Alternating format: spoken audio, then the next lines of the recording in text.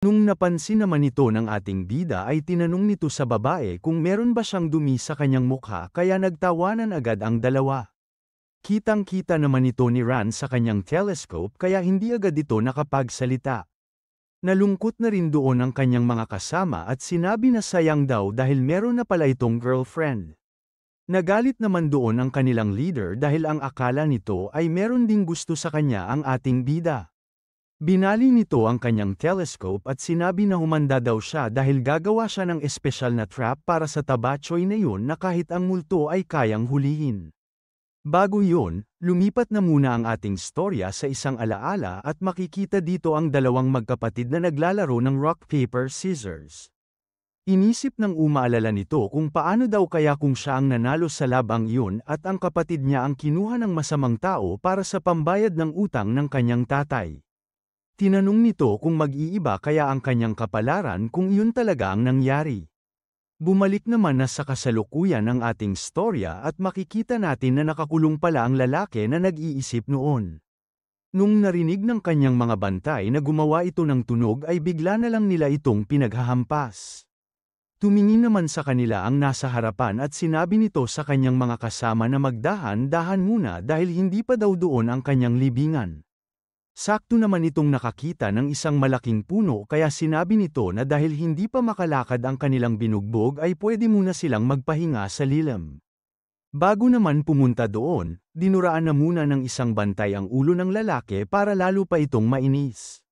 Dahil nasaktan nito sa ginawa ng mga iyon ay bigla na lang itong nahulog sa lapag ng una ulo. Unti-unti nitong tinaas ang kanyang ulo para tumingin sa tatlong guard at naalala na naman nito ang mga nangyari sa kanya dati kaya sinabi nito na simula nung natalo siya sa kanyang kapatid sa rock paper scissors ay hindi na siya natalo ulit sa larong yun. Habang nag-uusap-usap ang mga bantay ay hindi nila namamalayang tumatayo na pala ang kanilang bilanggo. Nung unti-unti itong naglakad papunta sa kanila ay doon na nila napansin na nakakakilos na pala ulit ito. Nagulat naman ang mga ito nung bigla na lang siyang nagsalita at sinabi na gusto niyang maglaro ng rock paper scissors. At kung may makatalo daw sa kanya ng kahit isang beses ay papakawalan niya doon ang mga ito ng ligtas. Dahan-dahan namang tumayo ang isang bantay para patahimikin agad nito ang nababaliw na lalaki.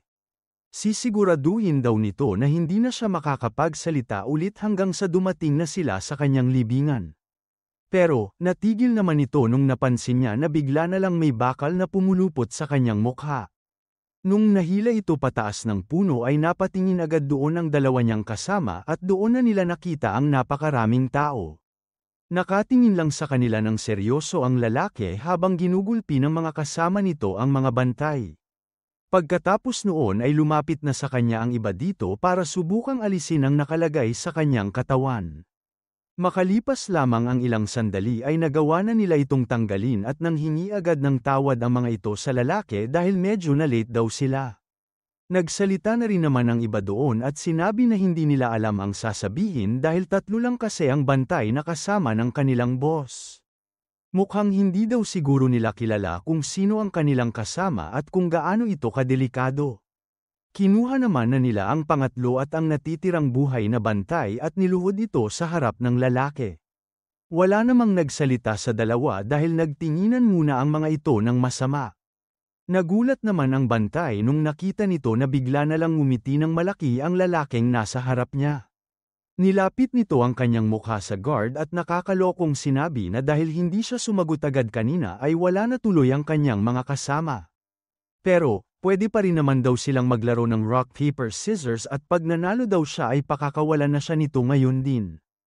Kahit hindi nito alam kung nagsasabi ba talaga ng totoo ang lalaking iyon ay naglaro pa rin sila dahil wala naman na siyang magagawa sa kanyang sitwasyon. Makalipas lamang ang ilang sandali ay pinakita na doon na tinatapo na nila ang katawan ng tatlo dahil hindi rin nanalo sa laro ang huling bantay. Habang umaalis na ang mga ito sa lugar na yun ay sinigurado nila na malinis ang kanilang ginawa para hindi sila masundan ng mga hunting dogs. Sinabi dito na ang pangalan ng kanilang grupo ay White Skull Squad. Kilala sila bilang isang assassin squad at ang alam ng lahat ay ang grupong iyon ay isa sa mga pinaka-brutal at malupit sa lugar na iyon. Habang naglalakbay na ang mga ito pabalik sa kanila ay kumalat agad ang balita na nahuli ang kanilang leader na si Wang sa isang maliit na town. Pero, natigil din agad ang lahat ng ito nung kumalat na rin na madali lang nila itong nag-awan ng paraan at napatay ang 3 guard na nakahuli dito. Pagkabalik nila sa kanilang lugar ay nagsasaya na ang lahat at naririnig na ang malalakas na tawanan. Kinikwento sa kanila ni Wang na pinainom daw siya ng pinaiman ng mga iyon hanggang sa malasing at pagkagising niya ay nakatali na daw siya. Lumapit naman sa kanya ang isang lalaki at sinabi na delikado daw ang kanyang ginawa kaya mas okay na daw talaga na meron siyang kasama kapag umaalis. Dinagdag pa nito na dahil sa nangyaring yun ay hindi na daw talaga siya tulad ng dati. Hindi daw niya inaakalang malalasing lang basta-basta at mahuhuli ang tanyag na Yamas Beast. Kung dati lang daw siguro yun ay nakatakas na daw siya bago pa lang sila makarating doon. Hindi naman na masyadong natutuwa si Wang sa mga sinasabi nito kaya nilapag niya ang kanyang alak sa lamesa at tinawag ang kanyang vice leader. Seryoso nitong tinanong ang lalaki kung ilang taon na nga ba siya nagtatrabaho para sa kanya. Inisip naman nitong mabuti ang una nilang pagkikita at sinabi na mga 4 na taon na daw. Sinabi naman sa kanya ng leader na kaya daw siguro niya sinasabi ang mga iyon ay gusto niyang maging susunod na leader ng kanilang squad. Ngumiti naman bigla ang lalaki at sinabi na wala pa daw yun sa kanyang isip. Nawala naman ang saya sa mukha nito nung sinabi sa kanya ni Wang na kung gusto niya ay pwede silang maglaro ng rock paper scissors at pag siya daw ang nanalo ay siya na ang magiging leader. Natahimik naman agad ang lahat ng nandoon dahil alam na nila kung ano ang ibig sabihin nito. Ngumiti na ng kakaiba ang kanilang leader at sinabi nito sa kanyang kausap na meron siyang partida dahil namamaga pa daw ang kanyang mga kamay dahil sa pagkakatali nito ng ilang araw. Kabado namang ngumiti sa kanya ang vice leader at sinabi na pwede na niyang itigil ang hindi magandang birong iyon. Nagkatinginan ang kanilang mga mata kaya inisip ng lalaki na seryoso ito at mali daw talaga ang mga sinabi nito sa kanilang leader kanina. Kaya, sinubukan agad nitong kinan ang kanyang espada para protektahan ang kanyang sarili. Pero, hindi nito alam ang nangyayari dahil wala sa kanyang likod ang kanyang sandata. Mabilis na pala itong nakuha ni Wang at sinabi nito sa vice leader na maganda pala ang kanyang espada. Tatanungin pa lang sana nito ang kanyang boss kung paano niya ito nakuha ay makikita natin na nahiwa na niya ito ng sobrang bilis. Dahil sa nangyari ay nawala na agad ang pagdududa ng mga tao sa kanilang leader dahil sa mga sinabi ng kanilang vice. Bago ito magsalita ulit ay uminom na muna ito ng kanyang alak habang nakatingin sa kanilang lahat. Nagulat ang mga ito nung tinanong sa kanila ni Wang kung nakita na ba nila ang pinapahanap niyang lalaki. Sumagot naman agad ang mga ito at sinabi na namamalagi daw ito malapit sa Yellow Dragon Mountain at nagpapagaling doon. Dinagdag pa nila na nagpapanggap din daw itong descendant ng isang noble family habang nagpapagaling sa isang sakit. Nagalit naman doon ang kanilang leader dahil ninakaw na nga daw ng lalaking iyon ang kanyang mga gold at ginagamit pa niya ito para mamuhay ng marangya. Dahil sa galit ay hindi na nito napigil ang masira ang baso na kanyang hawak. Bigla naman itong nagpatawa at sinabi na ayaw na rin naman niyang uminom kaya kung may gusto daw doon ay pwede silang maglaro ng rock paper scissors. Simple lang ang rules dahil kung sino daw ang manalo ay sila na ang magiging vice leader ng kanilang grupo. Lumipat naman na ang ating storya sa restaurant na pinagtatrabahuhan ng ating bida at makikita dito na merong naglalaro ng rock paper scissors doon. Natalo na naman ang isang lalaki doon at sinabi nito sa kanyang kalaro na hindi daw talaga siya manalo dito kahit na ano ang gawin niya. Habang nagbabayad ang kanyang kasama sa may-ari ay mayabang nitong sinabi na normal lang daw talaga yon dahil malayo daw kasi ang agwat ng kanilang martial arts skill. Sinabi naman sa kanya ng kanyang kalaro na wala namang kinalaman ang martial arts sa pagiging magaling sa rock paper scissors. Pinaliwanag niya kung bakit meron itong kinalaman dahil ang resulta daw ng larong yun ay nangyayari sa isang iglap lamang. Ang normal na tao kasi ay hindi na kayang baguhin ang kanilang binato pag nakapagdesisyon na sila. Kaya, para masigurado ang panalo sa larong yun ay kailangan nilang basahin ang gagawin ng kalaban at mag-adjust sa pinakahuling segundo. Magagawa lang daw yun ng isang tao na merong malawak na kaalaman at karanasan sa martial arts. Makikita naman doon na handa nang umalis ang ating bida para sa kanyang delivery kaya nagpaalam na ito kay Yeri. Sakto namang lumabas ang may-ari pagkaalis ni Gang at sinabi na si Mr. Nam na naman siguro ang nag-order ng napakaraming dumplings na yun. Ayon sa kanilang narinig, ang lalaking iyon ay isang descendant ng isang noble family at nagpapagaling lang daw ito sa Yellow Dragon Mountain. Simula daw nung marinig ng matanda ang mga balita tungkol sa lalaki ay gusto na daw niya itong makita ng personal. Lumipat naman na ulit ang ating storya sa ating bida at makikita dito na tumatakbo pa rin ito papunta kay Mr. Nam. Sa kabilang parte ng kanyang nilalakaran ay nakita siya ng White Skull Squad kaya sinabi ng mga ito na pwede daw silang magtanong sa lalaking iyon ng direksyon. Kaya, pagdating doon ni Gang ay pinatigil agad siya ng isang lalaki. Tatanungin na sana nito ang ating bida para makaalis na agad sila pero naamoy nito ang kanyang dala. Kaya, pinalibutan agad siya ng mga ito at sinabi na ibaba nito ang kanyang dala. Nanghingi naman agad ng tawad sa kanila si Gang dahil hindi daw yun para sa kanila. Kahit anong pilit ang gawin nila kay Taba ay nakikita ni Wang na hindi pa rin talaga ito pumapayag. Kaya, tinawag siya nito at sinabi na gusto nito ang kanyang ugali. Naiintindihan daw siya nito dahil hindi naman pwedeng ibigay na lang niya ang kanyang dala sa mga lalaki na hindi niya kilala.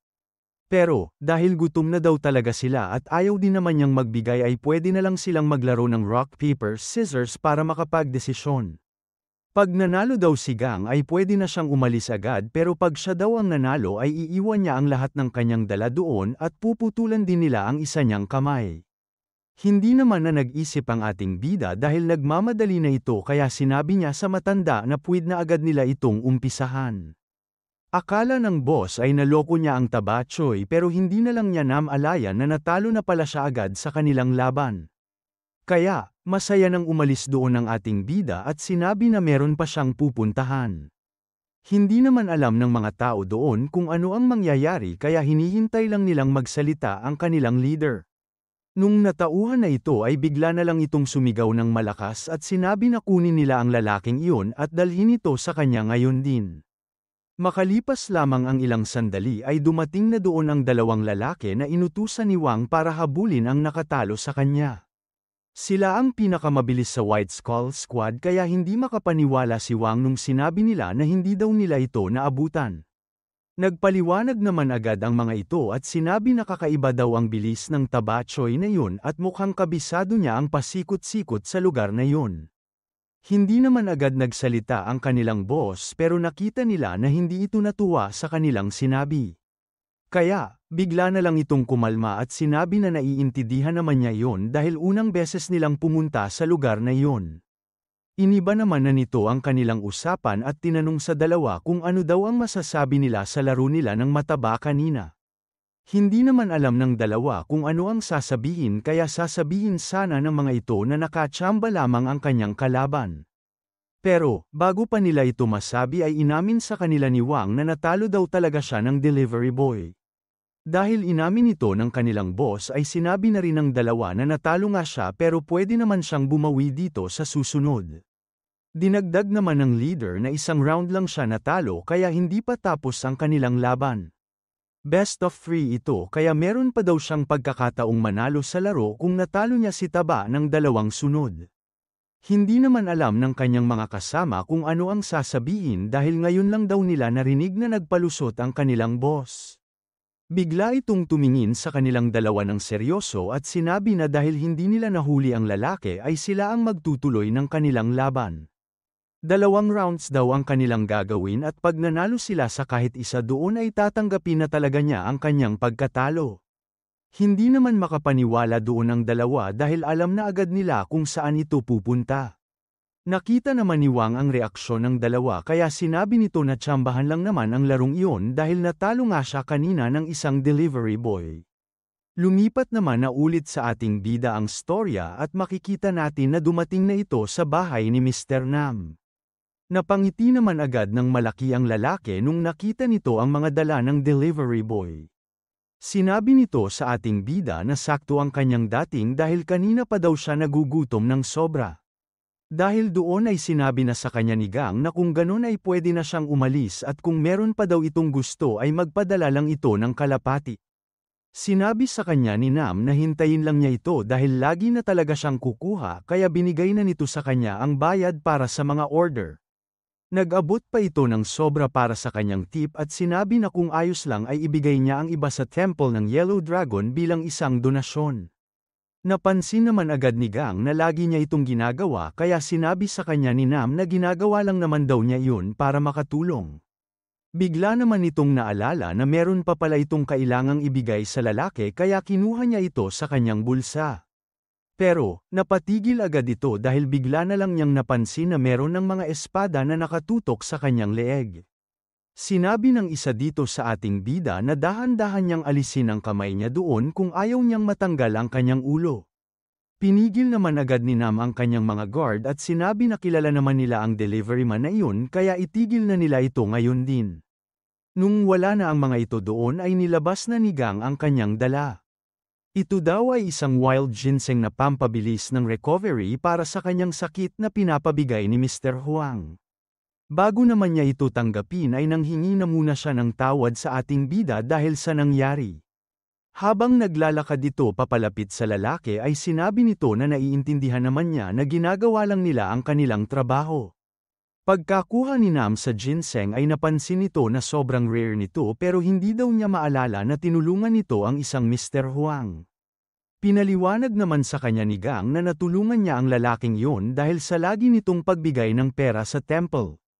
Dinagdag pa nito na hindi lang niya alam pero napakadami na daw natulungan ng pera na lagi niyang binibigay. Hindi naman makapaniwala si Nam nung sinabi yun sa kanya ng ating bida dahil sa masama niyang nakaraan. Pagkatapos nilang mag-usap pa ng sandali ay nagpaalam na ang dalawa sa isa't isa dahil kakain na daw si Nam at meron pang pupuntahan si Gang. Pagkaalis nito ay kinain na agad ng lalaki ang bigay sa kanyang ginseng ni Mr. Huang. Pero, hindi ito kinaya ng kanyang konsensya kaya nabitawan niya ito. Doon na nito inisip na sobra na ang ginagawa niya sa lugar na yun kaya kailangan na ulit niyang lumipat sa mas malayong lugar. Pagkatapos ng ilang oras ay makikita natin na dumating na din sa wakas si Gang sa kanilang restaurant kaya tinanong agad siya ng kanyang boss kung bakit ngayon lang siya.